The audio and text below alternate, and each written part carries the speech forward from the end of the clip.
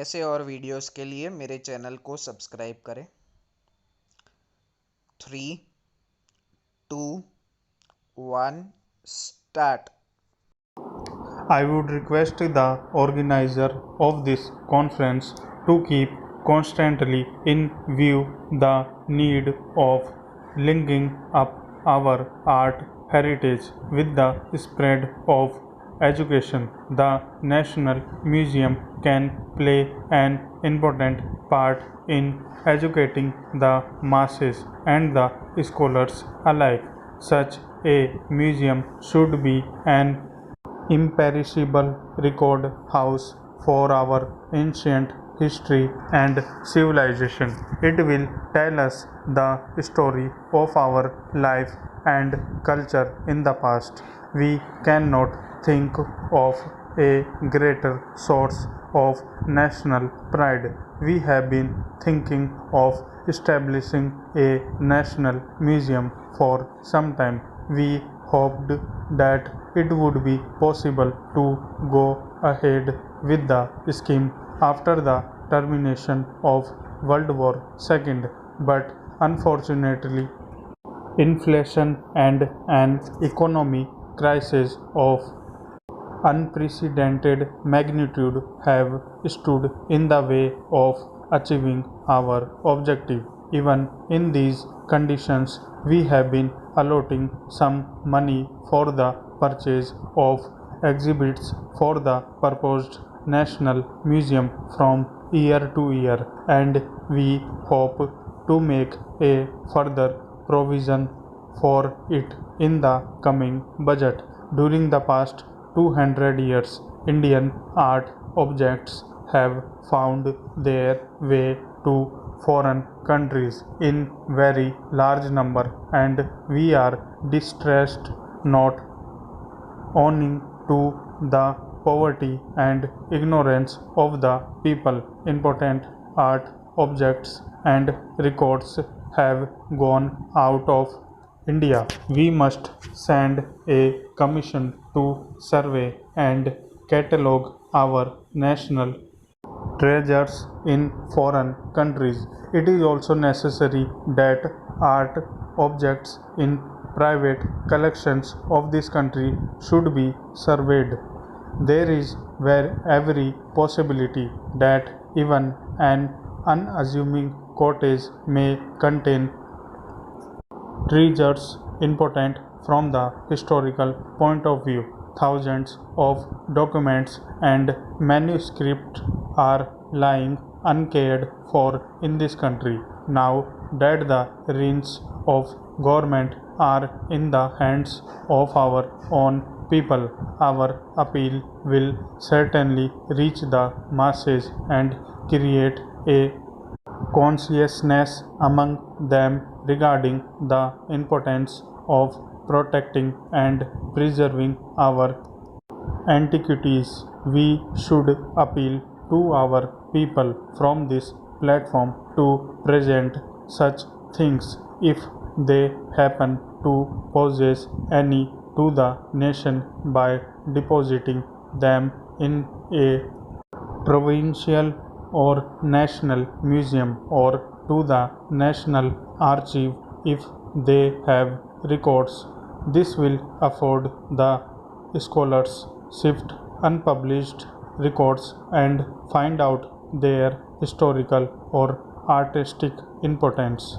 It shall be very useful. The government proposes to appoint 2 commissions to collect art objects in this country and buy those that have gone out from here. I have great pleasure in welcoming you to this 25th anniversary of the Indian Historical Records Commission.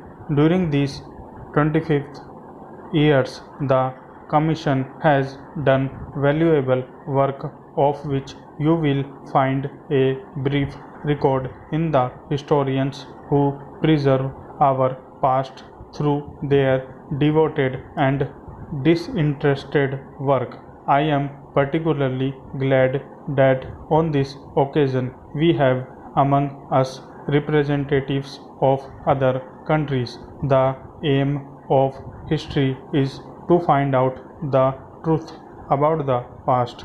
This is a common human quest, and the presence of members of different nations testimony that such task can be carried out only through the cooperative efforts of men and women regardless of race, religion, or nationality. 25 years is not a long period.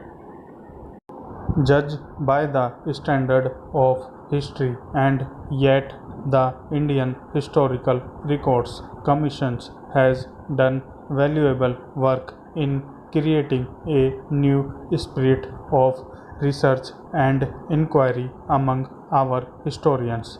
Members of the commissions have contributed much to our knowledge of Indian past. They have also created a spirit of enthusiasm abroad, and we have had in consequence many valuable studies by foreign scholars on various aspects of Indian history. The field, however, is vast, and in spite of all out efforts, we have been able to accomplish only fraction of our task. It is therefore essential for us to renew our endeavor and continually make greater efforts so that the past of India may be discovered to us and the world. The Historical Records Commission has till now surveyed the problems of history in a general way. Individual authors have contributed important studies in subjects of their choice. Valuable such work has been. I feel that it would perhaps be of even greater service to the cause of historical research if we frame a program of work to fill up the gaps in our knowledge of the history of India.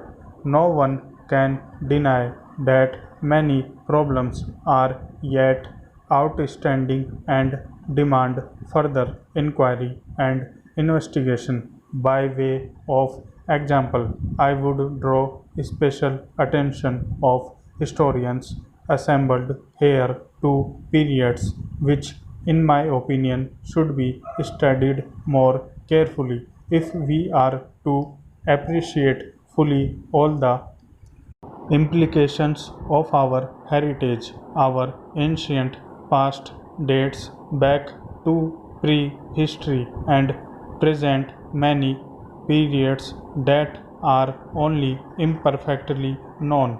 We have to establish relation between different civilizations existing earlier.